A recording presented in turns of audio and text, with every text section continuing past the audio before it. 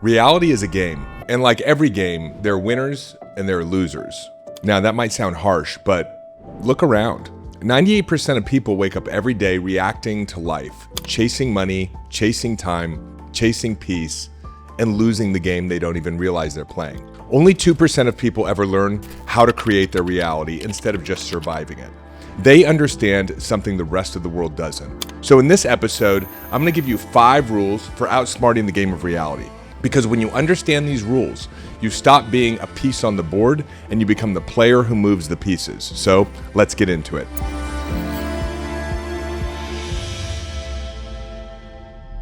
Most people are trapped in the third dimensional game where everything feels solid, fixed, and slow. But the ones who seem superhuman, the ones who attract opportunities, money, and timing that makes no logical sense, they're playing on the mental spiritual plane. The plane where reality is created, not chased. And I didn't always know that. There was a time when I was completely losing the game. It wasn't that long ago I had 2 homes in foreclosure. I was addicted to drugs and alcohol. I woke up every day feeling trapped and having panic attacks like clockwork. But today, I built a $40 million business, spoken on stages around the world, and helped thousands of people transform their inner and outer worlds through our events, our courses, and our programs. The point is, reality is not random. It's rule-based. And once you understand the rules, you can outsmart them. No one has ever handed you the rule book. When you arrived on Earth, no one said, hey, here's how you actually win the game. Instead, you were taught that life's a struggle, that you have to fight for everything, hustle endlessly, and earn your worth through hard work and stress. But that's not how reality works. That's how you lose. So, starting off with the first rule. Reality is not physical, it's frequency in disguise.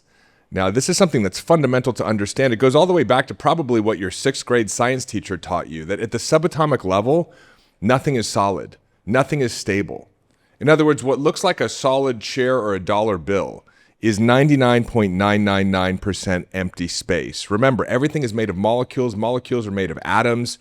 Atoms consist of a nucleus that has protons and neutrons and an electron that's orbiting around it, but most of it is space. And in fact, science has now proven that even the smallest particles, when you look closer and closer and closer of what those pieces of the atom are made of, those tiny components aren't really particles at all. They flicker between wave and form, depending on whether or not they're being observed. And that means your attention is literally shaping the material world. When you're observing something, the field collapses into form. This goes back to an adage that says, if a tree falls in the woods, but there's no one there to see it, does it make a sound? Well, the physicist says, the quantum physicist, if a tree falls in the woods and there's no one there to see it, is there even a tree at all? Because what we've learned is that when you observe something, your presence actually collapses it into form. And when you withdraw attention, it returns to waveform possibilities. In other words, reality is coming in and out of form based on your presence, your awareness, your consciousness, and ultimately what you believe.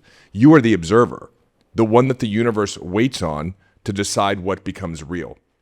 Think about that. Every outcome exists in potential until consciousness looks at it.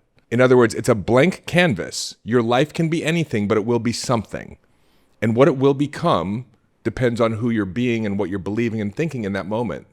So the world doesn't show you what is, it shows you what you're focusing on. In other words, you're not inside the universe, but the universe or the potential for it is actually inside your awareness. Now, quantum physicists call this the observer effect, and mystics have been saying it for thousands of years, this idea of as within, so is without. So what you feel, what you expect, what you focus on, that's what organizes itself into your physical world.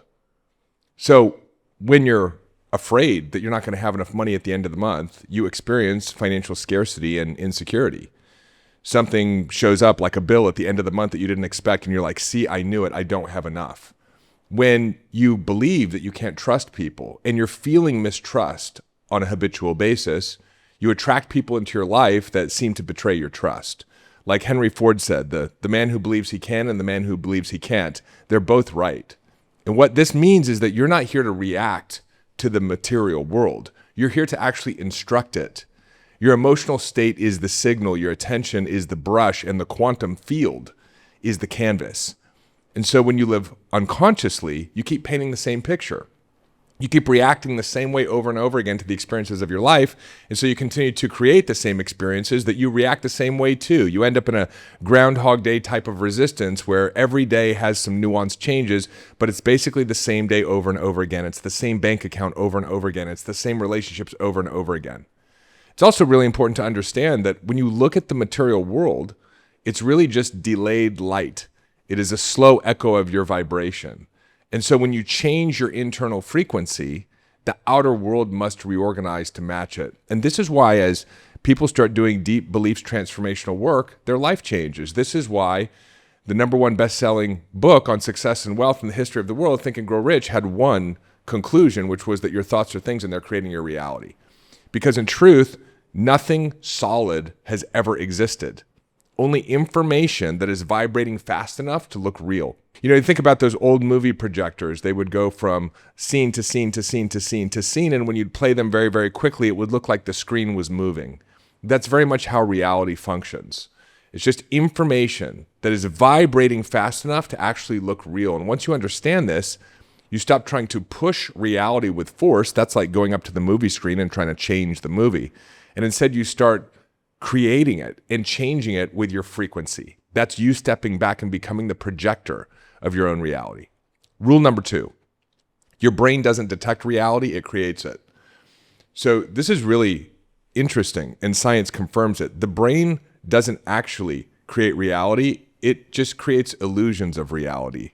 Donald Hoffman calls this the interface theory of perception. He says it's like icons on a computer desktop. When you log on to your computer, you're able to play with the icons, but that's just a projection of the underlying code. And so we don't see the underlying code of reality. All we see is the finished product that projects itself, again, onto the screen. You can almost think about it as reality is a 360-degree almost fabric of a movie screen that is projecting based on your habit of thought and habit of emotion or your vibration. And the way your brain works, memory and imagination share the same neural circuits. And so that means the brain literally can't tell the difference between what's remembered, what's imagined, or what's real. So what you believe over and over again starts to become neurologically true. You start to imprint it upon your brain. It literally becomes your nervous system, and so that projects itself into your reality. And it starts to filter the way that you experience life. So if you believe that money is hard to make, you will miss money-making opportunities and only pay attention to those experiences or data points around you that prove the theory that you have to be true. And so your beliefs don't just shape what you notice, they also shape what you allow yourself to experience. And the mind will delete any evidence that doesn't fit the story that you've been telling. Neuroscience tells us that only about 12% of everything that you experience becomes part of your conscious awareness. 88% goes back into the database. And if it's not in alignment with your predominant theory, meaning your beliefs about life, your beliefs about yourself, your beliefs about money, it effectively gets deleted. So if your story is, I'm not enough, you'll keep meeting life and experiences in life that prove that theory out to you. People will be unkind to you. You won't be able to achieve the success that you want. Your marketing campaign won't work. You'll lose your job. So that you can experience, I'm not enough. Remember, life is a mirror. And behavioral psychology proves this too. Basically says that whatever it is that you believe, you experience as an emotion on a moment-by-moment basis. Your emotions determine what actions you do or do not take, and your actions produce results. And those results, 100% of the time, will reinforce the belief that started the process in the first place. So oftentimes we have an experience in our life that we believe is causing us to believe a certain thing or think a certain thing or feel a certain thing. But what's actually true is the belief was there in the first place. This is not a question of which came first, the chicken or the egg. Your beliefs are creating your reality. And in metaphysical terms, thoughts are things. So every belief and every thought that you have emits a frequency that interacts with the field of consciousness. The stronger the emotional charge around it, the faster it manifests as an experience in your life. And so you're not predicting the future, you're actually programming it. The outer world is a delayed mirror of your inner assumptions. If you change your inner assumption, then the reflection has no choice but to follow. Because consciousness doesn't, again, show you reality. It renders reality based upon the vibration that you are consistently holding. And once you get this, you start arguing with the life that you don't want, and you start redesigning it by changing what you believe. Because you realize that perception is not actually passive, it's the first act of creation. Rule number 3, you don't think thoughts, you tune into them. So thoughts don't actually exist in your brain. They exist in the field of consciousness. Most people live believing their thoughts are personal.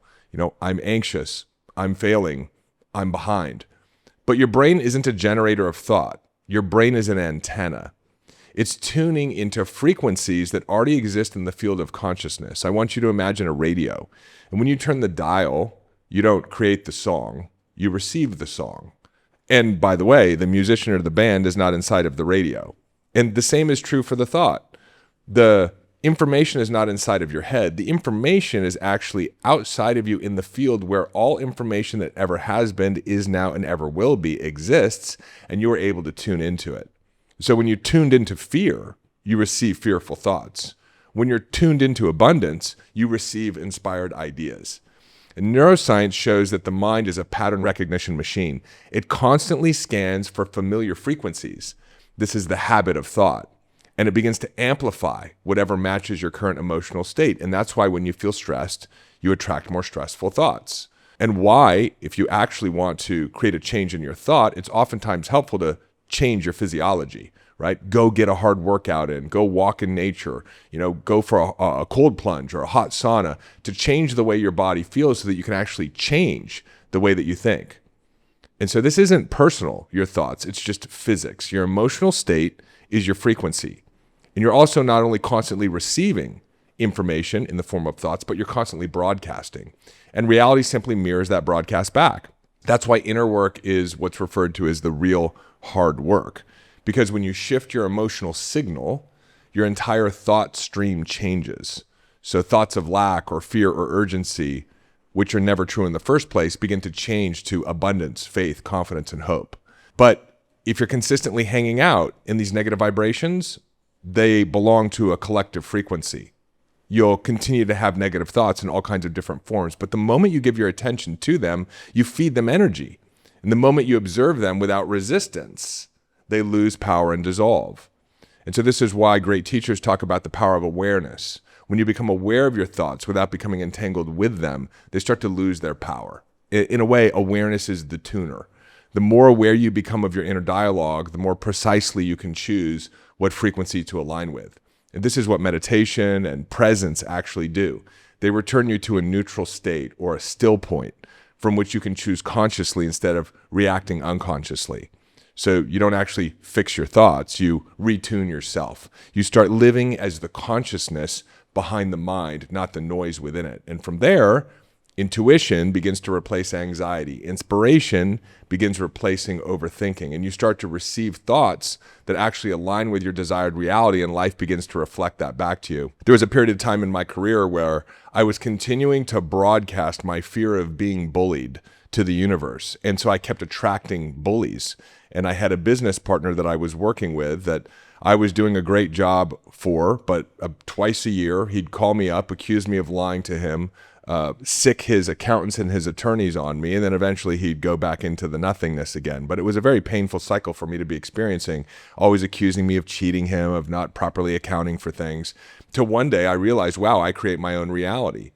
And so I started working on this fear of being bullied, and I came to a new conclusion. I made a new decision that I could not be bullied unless I allowed someone to bully me.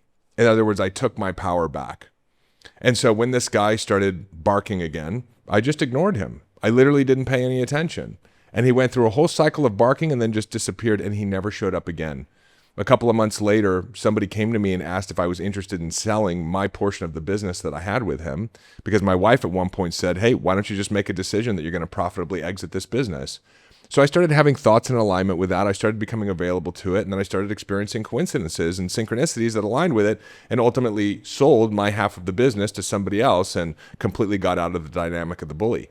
But I didn't do it by trying to figure it out. I did it by realizing that I was creating my own reality. There was something inside of me from my early childhood, based on an experience that I had when I was 7 years old, where I was deeply afraid of being bullied. I had to work on that fear because while it was something that truly happened when I was a kid, it wasn't actually something I needed to carry forward with me as an adult. I mean, who can bully you if you're a sovereign adult, right? Nobody can bully you. And when I realized that, the bully disappeared. And so by shifting what you believe, you start to transform your reality. Rule number 4, reality is a mirror. It only reflects what you believe, your internal vibration. So the outer world is not separate from you. It's an echo of your inner state. Every emotion, every belief, every assumption becomes the lens through which the world reflects itself back. We have this conversation a lot with entrepreneurs where I basically say, look, the balance of your business is the balance of your thoughts. The balance of your bank account is the balance of your thoughts. You're getting exactly what you deserve. So you have a lens through which you're viewing reality right now, and it's mirroring it back to you. Change the lens, and the reflection must also change. This is the law. And this is one of the beautiful things about life is that it's consistent. You know, a lot of people talk about life not being fair, but it actually is fair and it is just. You get exactly what you deserve. Now, we could move into some larger conversations around, but what about people who experience things, children, tragedies, war-torn areas of the world? That's a deeper conversation. But just looking at your own life right now, assuming that's not where you're experiencing life, you're getting exactly what you deserve, meaning you're getting what you believe. These are just laws. This is justice. So the universe is actually law-based, and it's feedback-based. And so the beautiful thing is that if you're getting feedback from the universe or the mirror that you don't like, you know that there's something inside of you that you have the opportunity to change. And so this mechanism of you experiencing problems is not punishing you, it's teaching you. It shows you exactly where you're vibrating, not to shame you, but to awaken you and give you an opportunity to achieve your full potential. When you hold the vibration of fear or scarcity or doubt, life mirrors that signal through delay, resistance, conflict. Not because life is cruel, but because it's accurate. And this is really important to understand. This is actually where your power is, because when you shift your internal state, your outer state begins to reorganize. Opportunities show up that weren't visible before. Relationships begin to reorganize themselves. Momentum starts to build, and now you have evidence to support these new belief systems. You start to make a little bit of money, so you become available to making more money. Your relationship shows some improvement, so now you're available for it to show a lot of improvement. And this is achieved because you've stopped trying to fix the reflection, and you've started transforming the source, which is you. So this is actually a self-perfecting system. You are part of a self-perfecting and self-organizing system. And ultimately, you get what you want, but you also get what you fear. And again, not as punishment, but as a mirror, revealing where your frequency, your thoughts, your emotions still need realignment. Because the universe knows where you want to go. And if you want to ultimately become the person who achieves the vision you have for your life, there's growth that's required. And this is how the system of growth functions. It reveals to you your character defects and your vulnerabilities, so you have an opportunity to improve them. So a lot of times we look and we think other people have all the luck, and we go, well, you know, that person's not even a nice person. They're making a lot of money. But the universe is not really looking at whether someone is nice or not. That person will experience consequences of their bad behavior. But in the area of money, they might have a really clean consciousness. And so they will have financial prosperity and abundance, despite the fact that they have character defects in other areas. It doesn't play favorites, it plays frequencies. So whatever you broadcast, it returns to you in high fidelity. So once you understand that, you stop fighting the game. You know, there's a lot of things that I see in the world today that I want to see changed. But I know that my job is to actually withdraw my attention from those things that I don't like and direct my attention to creating, for example, new systems, new companies, new opportunities, changes that I desire. And I realize that everything that I want to create in the world is a byproduct of me seeing things in the world that I don't like. But the challenge is most people don't understand how these laws or these rules work. And so we become addicted to paying attention to the thing that we don't like. Or we feed or fuel even more energy into it by trying to resist it. But that's playing the third dimensional game. The way that you actually change your reality is to stop fighting the third dimensional screen and start doing the inner work. Because when you do, you begin to see reality as a living mirror, one that is always inviting you to evolve. And when you finally take responsibility for your reflection, you unlock your greatest creative power, which is alignment. You start living in alignment with the reality that you're creating. You start experiencing more joy, more happiness, more calm, more peace. And the reward or the byproduct for that is creating more of what you want. Rule number 5, decide, don't hope. So I've done a lot of different episodes on the power of decision. Decision is a command. You decide something. If you look at the Latin, it's decidere. It means to cut off all else other than what you have decided. Decision is a conviction. And if you actually look at a lot of the powerful stories in Scripture, in particular in the Bible, they're decisions. You know, the Bible actually starts out with a very clear decision. Let there be light. It is a command. When you decide, you collapse the infinite possibilities that could be into one clear possibility that is.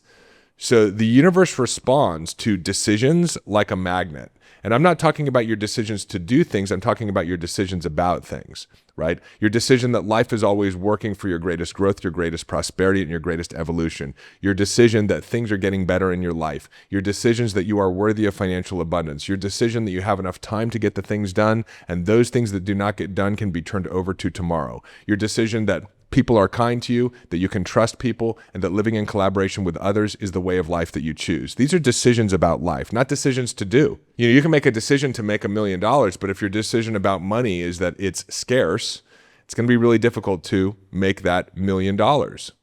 So decisions are really powerful. They are the one force that starts to reshape and reorganize or sculpt your reality.